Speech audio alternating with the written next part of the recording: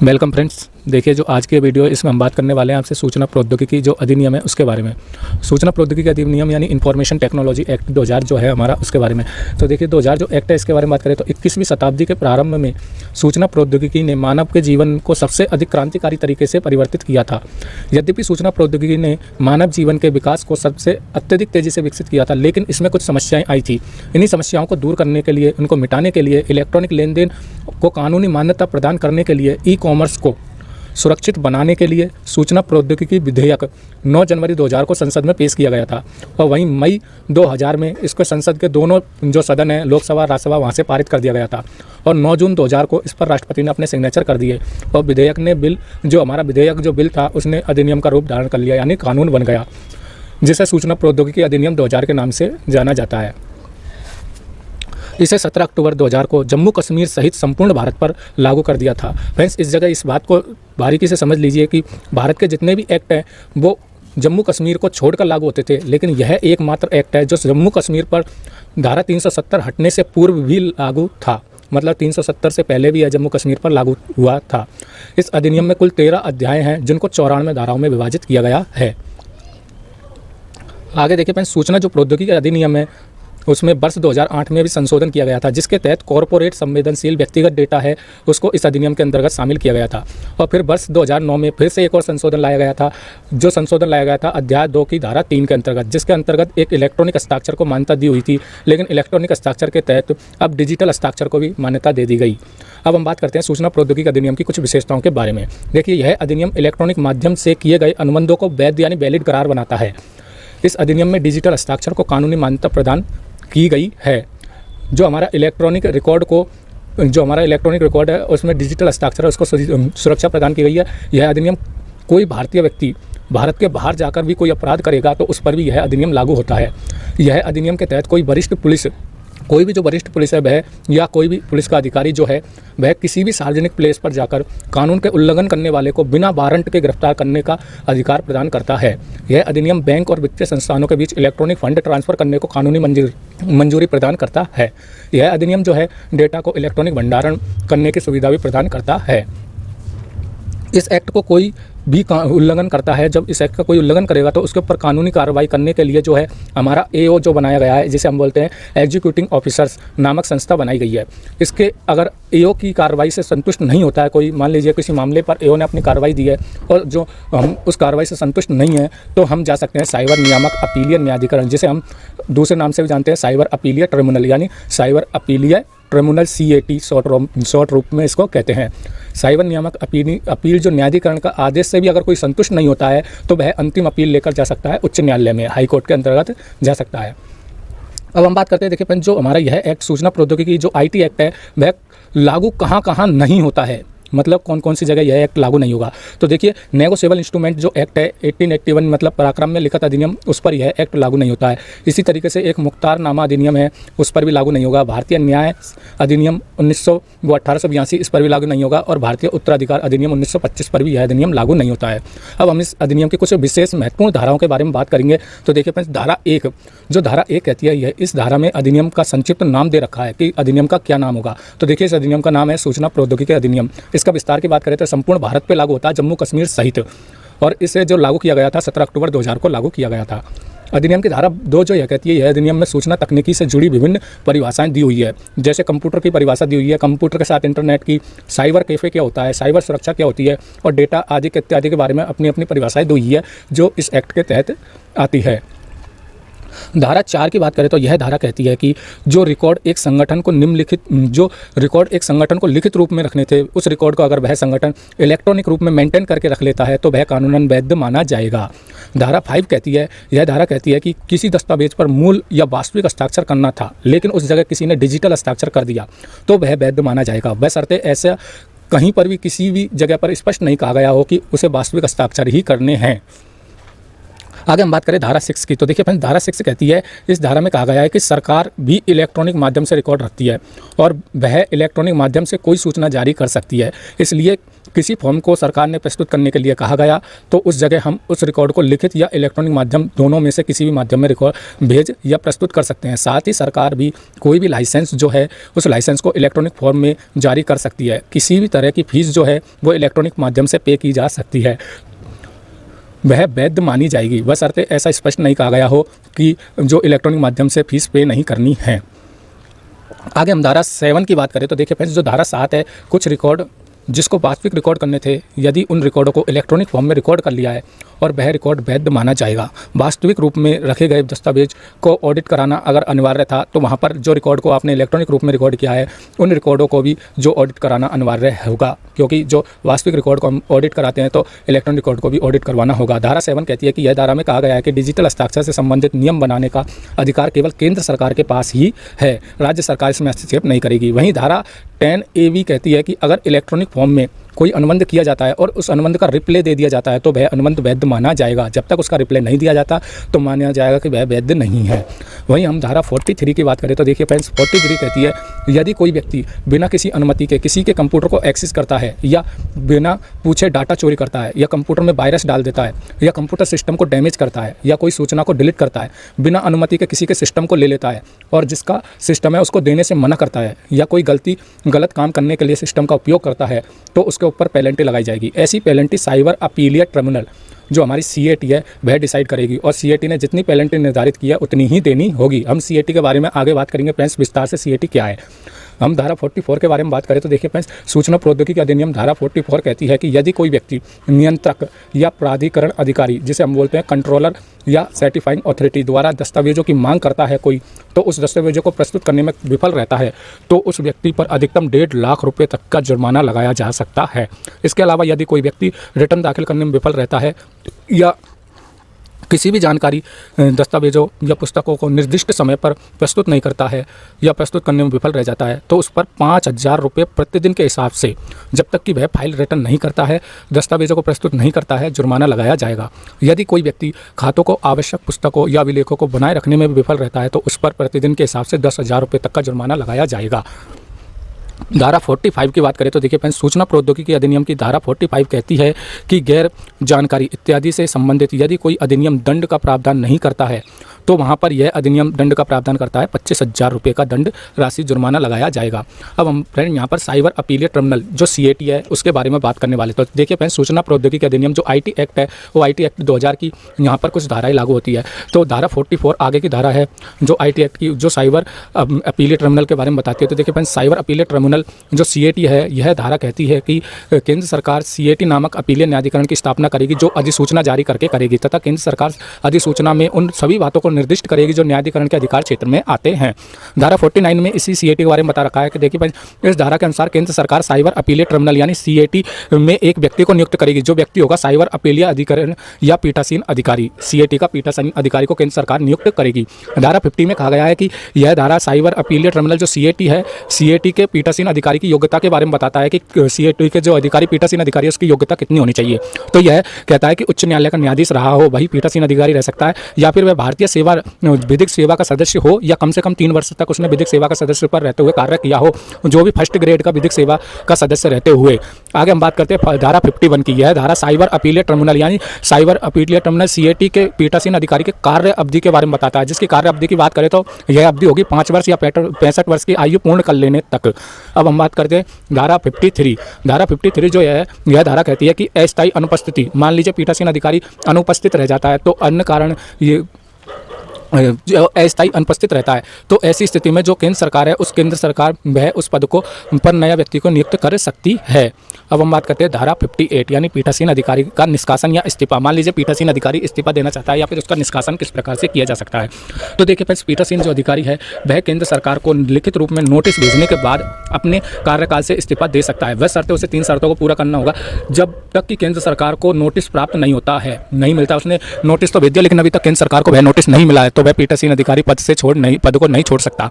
Notice भेजे हुए अगर उसको 3 मंथ पूरा हो जाता है तो ही वह पद को छोड़ सकता है। अगर 3 महीने पूरे नहीं हुए हैं तो पद को नहीं छोड़ सकता। उसके अलावा उसको कार्य को छोड़ सकता है। इसके अलावा उसकी कार्यकाल की अगर समाप्त हो जाती है, जब मतलब 5 वर्ष पूर्ण हो जाते हैं या फिर 65 वर्ष की आयु पूर्ण हो जाती है, तो वह पद को छोड़ सकता है। इससे पहले वह पद को नहीं छोड़ सकता है। इसके अलावा उसका निष्कासन की बात करें तो सिद्ध दुर्व्यवहार या अक्षमता के मामले में केंद्र सरकार साइबर अपीलीय न्यायाधिकरण के पीठासीन अधिकारी को हटाने का आदेश पारित कर सकती है। हालांकि यह तब तक नहीं होता है जब तक कि उच्च न्यायालय का न्यायाधीश एक जांच करती है और जांच में पीठासीन अधिकारी के खिलाफ आरोप की जानकारी होती है और उन्हें बचाव का उचित अवसर भी दिया जाता है। और उस बचाव का उचित अवसर में वह अगर दोषी पाया जाता है तो ही वह पीठासीन जो अधिकारी है वह दोषी माना जाएगा। आगे धारा 57 के अंदर हम साइबर अपील जो ट्रिब्यूनल है हमारी CAT है उसमें अपील के बारे में कहा गया है। तो साइबर अपील ट्रिब्यूनल में अपील की बात करें तो देखिए फ्रेंड्स, सूचना प्रौद्योगिकी अधिनियम की धारा 57 बताती है कि साइबर अपील ट्रिब्यूनल में अपील कौन कर सकता है। तो देखिए, एक व्यक्ति जो नियंत्रक या सहायक अधिकारी, जो कंट्रोलर या सर्टिफाइंग अधिकारी है, उसके आदेश से अगर कोई संतुष्ट नहीं है तो साइबर अपील ट्रिब्यूनल में अपील कर सकता है। दोनों पक्षों की सहमति से नियंत्रक सहायक अधिकारी ने अगर कोई आदेश दे दिया है तो कोई भी पक्षकार आदेश के लिए उस आदेश जो दिया है उस आदेश के खिलाफ जो CAT में अपील नहीं कर सकता है। जिस दिन सहायक अधिकारी या कंट्रोलर या सर्टिफाइंग अथॉरिटी है उसने कोई आदेश दिया है उसके 25 दिनों के अंदर साइबर अपील ट्रिब्यूनल में जो है आपको अपील करनी होगी। अगर वैध कारण बताया जाए तो यह अपील आगे भी स्वीकार की जा सकती है। अपील प्राप्त करने पर साइबर अपील जो ट्रिब्यूनल है वह अपने आदेश पारित करने से पहले सभी पक्षों को अपनी बात रखने का अवसर देता है। साथ ही साइबर अपील ट्रिब्यूनल आदेश की कॉपी है वह सभी पक्षों को देता है। साइबर अपील ट्रिब्यूनल अपनी अपील प्राप्ति के 6 माह के भीतर जो है आदेश का निपटान भी करने की कोशिश पूरी करता है।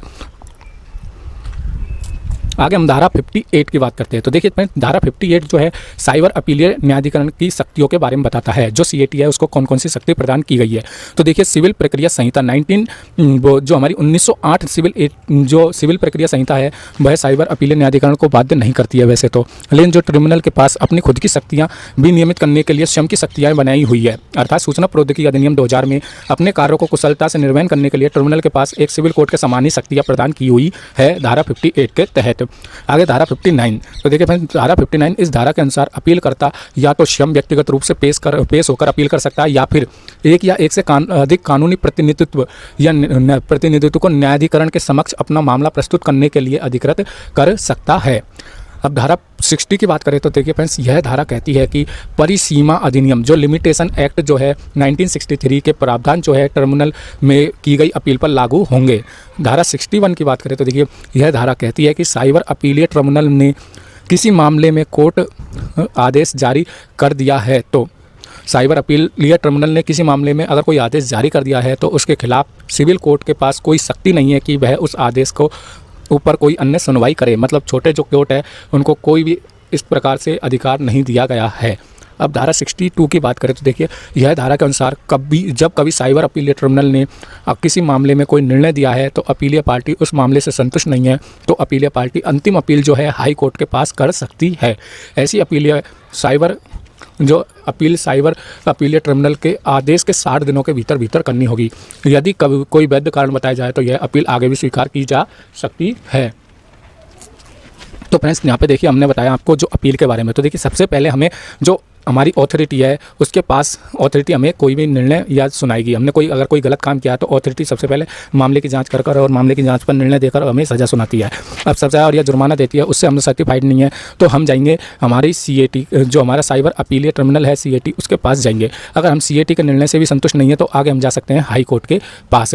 जो हाई कोर्ट ने लास्ट निर्णय दिया जाएगा वह हमारा निर्णय अमल होगा, उसके आगे हम अपील में नहीं जा सकते हैं। तो फर्स्ट अपील हम यहाँ जाएंगे और सेकंड अपील यहाँ पर जाएंगे। आगे हम बात करें सूचना प्रौद्योगिकी जो अधिनियम है उसमें जो अधिनियम के उल्लंघन के पर कौन कौन सी सजा या जुर्माना दिया जा सकता है। तो देखिए फ्रेंड्स, धारा 63 जो है वह कहती है सूचना प्रौद्योगिकी अधिनियम 2000 के उल्लंघन के कारण कोई सजा या जुर्माना लगाया जाता है तो धारा 63 के तहत ऐसी सजा या जुर्माना को कम किया जा सकता है। अगर किसी ने पहली बार कोई गलती की है तो उसे माफ़ी मिल जाएगी, लेकिन अगर उसने पहली गलती माफ़ करने के 3 वर्ष के भीतर अगर कोई दूसरी गलती कर दी है तो उस गलती को माफ़ी नहीं मिलेगी। लेकिन अगर दूसरी गलती 3 वर्ष के बाद की है तो उस गलती को पहली गलती मानकर माफ़ किया जाएगा। अर्थात उस गलती के कारण प्राप्त सजा या जुर्माना कम, अगर 3 वर्ष के बाद पहली गलती माना जाएगा उसे फिर माफ़ कर दिया जाएगा। अर्थात उस गलती के कारण सजा या जुर्माना कम किया जा सकता है। अगर कभी किसी मामले में सजा या जुर्माना कम किया जा चुका है तो उस मामले में दूसरी बार सजा या जुर्माना कम नहीं किया जाएगा। सूचना प्रौद्योगिकी अधिनियम के तहत जुर्माना या वसूली रिकवरी की बात करें तो रिकवरी या पेनल्टी की बात करें तो रिकवरी पेनल्टी जैसे राज्य सरकार भूमि को वसूल करती है ना, उसी तरीके से CAT जो है हमारी वो भी वसूली या जुर्माना को वसूल करती है। एक व्यक्ति को कोई जैसे एक व्यक्ति का लाइसेंस जिसे प्राप्त है उसका लाइसेंस रद्द कर दिया, या फिर जिसके पास डिजिटल हस्ताक्षर है तो डिजिटल हस्ताक्षर को भी रद्द कर सकती है, कैंसिल कर सकती है। इस तरीके की सजा या जुर्माना दे सकती है CAT अगर कोई जुर्माना नहीं चुकाता है तो। आगे हम बात करते हैं धारा 65 की। धारा 65 कहती है किसी भी रूप में कंप्यूटर स्रोत या कोई भी दस्तावेज यानी बात करें प्रोग्राम, सूची, डिजाइन, लेआउट या कंप्यूटर संसाधन या विश्लेषण के साथ कोई छेड़छाड़ करता है तो उसके 3 साल की सजा और 2 लाख तक का जुर्माना या दोनों लगाई जा सकते हैं। धारा 66 कहती है यदि किसी ने कंप्यूटर के साथ हैकिंग जैसा कार्य किया है तो उसे 3 साल तक की सजा और 5 लाख तक का जुर्माना या फिर दोनों लगाए जा सकते हैं। वहीं धारा 66A कहती है कि यदि किसी ने आपत्तिजनक संदेश वितरण कर दिया, किसी का आपत्तिजनक संदेश वितरण कर दिया या फैला दिया है तो किसी की आपत्तिजनक संदेश भेज देने से उसे 3 साल तक की सजा हो सकती है। धारा 66 भी कहती है यदि कोई चोरी का कंप्यूटर स्रोत संचार उपकरण खरीद लिया है या बेच दिया है तो कंप्यूटर स्रोत या संचार उपकरण किसी को पाया है, मान लीजिए किसी को कोई कंप्यूटर स्रोत या संचार का उपकरण पाया, जैसे किसी को मोबाइल पा गया तो वह पाया जाने के बाद उसके पास उसने खुद के पास ही रख लिया तो ऐसी दशा में अगर वह पकड़ा जाता है तो उस पर 1 लाख रुपये तक का जुर्माना और 3 साल तक की सजा या फिर दोनों हो सकते हैं। धारा 66 की बात करें तो यह कहती है कि किसी व्यक्ति ने इलेक्ट्रॉनिक हस्ताक्षर या किसी का पासवर्ड चुरा लिया तो उसे 3 साल तक की सजा या 1 लाख का जुर्माना या फिर दोनों हो सकते हैं। आगे है धारा 66D की बात करें तो देखिए किसी व्यक्ति किसी भी संचार उपकरण या कंप्यूटर संसाधन के माध्यम से व्यक्ति को धोखा देता है, अर्थात किसी भी जगह मत देना हो तो अपनी आईडी से मत दे दिया, दूसरा मत भी को अपनी खुद की फर्जी आईडी से दे दिया तो ऐसे यहाँ पर धोखा कहा जाएगा। ऐसी दशा में उसके ऊपर 1 लाख तक का जुर्माना और 3 साल तक की सजा या फिर दोनों हो सकते हैं। धारा 66 की बात करें, जो हमारी 66E है उसकी बात करें तो देखिए यदि किसी व्यक्ति ने किसी की निजता यानी किसी की निजी वीडियो या फोटो को सार्वजनिक कर दिया है तो ऐसी दशा में 3 साल तक की सजा 2 लाख तक का जुर्माना या फिर दोनों हो सकते हैं। धारा 66F की बात करें तो देखिए फ्रेंड्स यदि किसी व्यक्ति ने भारत को नष्ट करने जैसा, जैसे बम से उड़ाने जैसा या फिर समाज को बर्बाद करने जैसा कोई अनुबंध करार कर लिया है किसी विदेशी व्यक्ति के साथ या फिर किसी देशी व्यक्ति के साथ तो उसको आजीवन की सजा दी जा सकती है।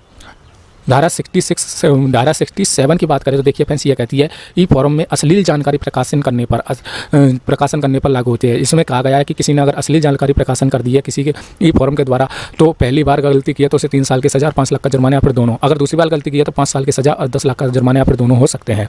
धारा 67A की बात करें यानी ए की बात करें तो ये देखिए फ्रेंड्स आप जो देखा जाए तो ब्लू फिल्म जो होती है या फिर MMS जो वीडियो होती है उसको बनाकर किसी को भेज दिया है और पकड़ा गया तो उसे 5 साल की सजा और 10 लाख तक का जुर्माना या फिर दोनों लगाए जा सकते हैं। धारा 67B की बात करें तो यह है किसी बच्चे की MMS वीडियो बनाकर भी अगर तुमने वायरल कर दी तो वहाँ पर आपको और भी अधिक सजा बात करें तो 7 साल की सजा और 10 लाख तक का जुर्माना यहाँ पर दोनों हो सकते हैं। वहीं पर धारा 67C की बात करें तो जब हम साइबर कैफे के पास जाते हैं तो प्रत्येक व्यक्ति को एक PC उपलब्ध कराता है साइबर कैफे वाला, और साइबर कैफे वाले को इस तरह का रिकॉर्ड रखना होता है कि वैसे उसने PC किस किस को उपलब्ध करवाया है। तो अगर उसने इस तरह का रिकॉर्ड नहीं रखा है तो इस तरह का रिकॉर्ड नहीं रखा है और कल को अगर कोई पंगा हो गया तो उन्हें उस तरह के रिकॉर्ड से ट्रेस किया जा सके, इसलिए इस तरह का रिकॉर्ड रखना उसको अनिवार्य होता है। और इस तरह का उसने अगर रिकॉर्ड नहीं रखा है तो उसे 3 साल तक की सजा के साथ साथ जुर्माना भी लगाया जा सकता है उस साइबर कैफे वाले के पास। धारा 68 की बात करें तो यह धारा कहती है, इस धारा के अनुसार किसी नियंत्रक या कोई नियंत्रक ने कोई निर्देश दिए हैं, उस निर्देशों का पालन नहीं किया तो 2 साल तक की सजा या 1 लाख तक का जुर्माना या फिर दोनों लगाए जा सकते हैं। धारा 69 की बात करें तो देखिए फ्रेंड्स जो धारा 69 जो है, प्राधिकृत अधिकारी किसी भी एजेंसी को किसी भी अपराध की धारा के लिए किसी भी सूचना को इनक्रिप्ट या मॉनिटरिंग या डिक्रिप्ट करने का निर्देश दे सकते हैं। यदि कोई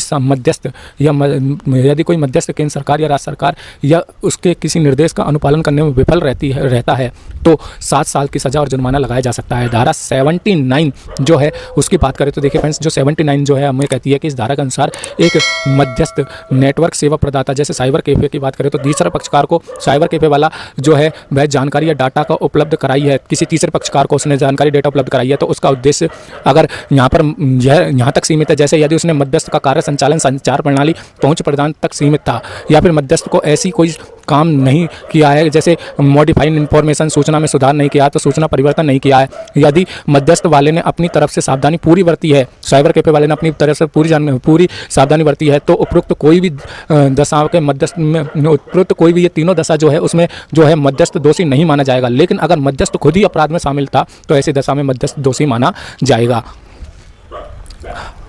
आगे बात करते हैं हम धारा 79 की। 79 कहती है इलेक्ट्रॉनिक साक्षी या परीक्षक के लिए। तो देखिए केंद्र सरकार सरकारी राजपत्र में सूचना या इलेक्ट्रॉनिक साक्ष्य के लिए एक परीक्षक के रूप में केंद्र सरकार के के किसी भी विभाग या निकाय या एजेंसी अधिसूचना इलेक्ट्रॉनिक रूप से साक्ष्य के रूप में विशेषज्ञ राय प्रदान करने का उद्देश्य हो सकता है। इलेक्ट्रॉनिक फॉर्म साक्ष्य का अर्थ है संभावित मूल्य या कोई जानकारी इलेक्ट्रॉनिक रूप में संचालित हो। कंप्यूटर साक्ष्य या डिजिटल वीडियो, जैसे डिजिटल वीडियो, सेलुलर आदि। आगे हम बात करते हैं धारा 80 की। तो देखिए फ्रेंड्स, जो धारा हमारी 80 है, 80 है, इसके बारे में बात करें तो भारतीय अपराध प्रक्रिया संहिता 1973 में निहित के बावजूद भी भारतीय अधिनियम की यह धारा किसी भी पुलिस अधिकारी या इंस्पेक्टर को यह शक्ति प्रदान करती है कि वह सार्वजनिक स्थान पर प्रवेश कर सकता है और बिना वारंट किसी भी ऐसे व्यक्ति की खोज कर सकता है जो अपराधी है और अपराध में शामिल है, और उसकी गिरफ्तारी भी कर सकता है जिस पर यथोचित अपराध होने का संदेह है या अपराधी है। यदि किसी व्यक्ति या पुलिस अधिकारी के अलावा किसी अन्य अधिकारी द्वारा गिरफ्तार किया जाता है तो ऐसे अधिकारी को अनावश्यक देरी या बिना गिरफ्तार किए हुए या फिर व्यक्ति को बिना गिरफ्तार किए हुए व्यक्ति को क्षेत्रीय प्रसार अधिकारी के पास पेश करना होता है। आपराधिक प्रक्रिया संहिता 1973 प्रावधान इस अधिनियम के तहत किए गए प्रविष्टि, खोज या गिरफ्तारियों के संबंध में लागू होंगे। वहीं धारा 85 की बात करें तो देखिए फ्रेंड्स, धारा 85 सूचना प्रौद्योगिकी अधिनियम 2000 की धारा 85 के अनुसार यदि कभी एक कंपनी कोई गलत काम करती है तो कंपनी या फर्म संचालक जो होगा उसे दोषी ठहराया जाएगा। लेकिन यदि यह साबित कर दे कि वह जिम्मेदार नहीं है उस अपराध के लिए, तो ऐसी स्थिति में जो जिम्मेदार व्यक्ति होगा वह दोषी माना जाएगा। धारा 81 की बात करें तो देखिए फ्रेंड्स, धारा 81 कहती है कि अगर किसी और अधिनियम में आईटी एक्ट के प्रावधान लागू होते हैं या कोई भी अधिनियम भी आईटी एक्ट पर लागू होता है तो ऐसी स्थिति में जो है आईटी एक्ट ही लागू होगा, अर्थात आईटी एक्ट को वरीयता दी जाएगी। सिर्फ 2 अधिनियम को छोड़कर। कौन कौन से 2 अधिनियम है? कॉपीराइट एक्ट और पेटेंट एक्ट के मामले में आईटी एक्ट जो है लागू नहीं होगा, अर्थात किसी मामले में ये 2 अधिनियम लागू होते हैं तो आईटी एक्ट जो है पीछे रह जाएगा और इन एक्ट को वरीयता दी जाएगी। अब आगे हम बात करते हैं धारा 81 जो हमारा इस एक्ट की सबसे अंतिम जो धारा है उसके बारे में। मतलब हमारे आज के जो टॉपिक है उसमें हमने महत्वपूर्ण धाराओं के बारे में बताने के लिए कहा था, और महत्वपूर्ण धाराओं में हमारी सबसे अंतिम धारा है जो यह है धारा 81A। यह धारा कहती है कि आईटी एक्ट जो है वह आईटी एक्ट 2000 जो है नेगोशिएबल इंस्ट्रूमेंट यानी पराक्रम में लिखत पर लागू नहीं होगा, और पराक्रम लिखत पर लागू होगा तो केवल सिर्फ और सिर्फ चेक पर ही लागू होता है। इसके अलावा जो नेगोशिएबल इंस्ट्रूमेंट है जैसे विनिमय बिल या वचन पत्र, उन पर जो है आईटी एक्ट लागू नहीं होगा। इस तरह से फ्रेंड हमारा जो आईटी एक्ट है उसमें हमने आज की वीडियो में बात की कुछ विशेषता आईटी एक्ट का अर्थ, कुछ आईटी एक्ट के अंतर्गत सज़ा दी जाने वाली सेक्शंस के बारे में। इस तरीके से हमने लगभग ऑलमोस्ट आईटी एक्ट है उसको पूरा कंप्लीट कर लिया है। इसी तरीके से फ्रेंड्स हमने संपूर्ण लीगल एस्पेक्ट का एक प्लेलिस्ट बना रखी है। उस प्लेलिस्ट में हमने ऑलमोस्ट जो एनटीए नेट के लगभग सभी लीगल एस्पेक्ट है उनको हमने कवर किया हुआ है। आप प्लेलिस्ट में जाकर सभी वीडियो को देख सकते हैं। वीडियो फ्रेंड्स अच्छी लगी हो तो लाइक कर देना और चैनल को सब्सक्राइब कर लेना। इसी तरीके की वीडियो हम सरल भाषा हिंदी भाषा में आपको उपलब्ध करवाते हैं।